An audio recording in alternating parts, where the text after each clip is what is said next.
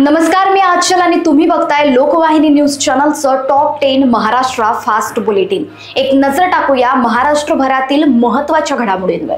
साताऱ्यातील महिला डॉक्टर आत्महत्ये प्रकरणात 2 जण पोलिसांच्या ताब्यात, उपनिरीक्षकानं केलं आत्मसमर्पण। ओबीसी मराठा आरक्षणावर राज्यात राजकीय संघर्ष सुरू। छठ पूजेसाठी पालिका सज्ज, मुंबईत 67 ठिकाणी नियोजन सुविधा उपलब्ध। बीएमसी निवडणुकीत शिंदे ठाकरे गटात चर्चा आणि मोर्चे बांधणी सुरू।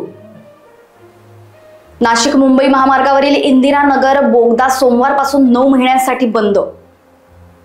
कुख्यात गुंड आणि त्याच्या साथीदाराकडून नंदनवर परिसरात राहणाऱ्या अल्पवयीन मुलीवर अत्याचार।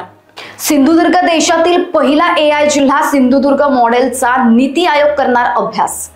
न्यायासाठी दाद मागितल्यानं कुटुंबवाढीत रेवदंडा पोलीस ठाण्यात 23 जणांविरुद्ध गुन्हा दाखल। कोल्हापूर सिंधुदुर्ग हत्ती पकड मोहिमेला उच्च न्यायालयाचं आव्हान। आणि जैन बोर्डिंग प्रकरण तापलं, दंगेकरांचं मोदींना पत्र, बेमुदत आंदोलनांची धमकी। आणि यासह इतर घडामोडींसाठी बघत रहा लोकवाहिनी न्यूज चॅनल। नमस्कार।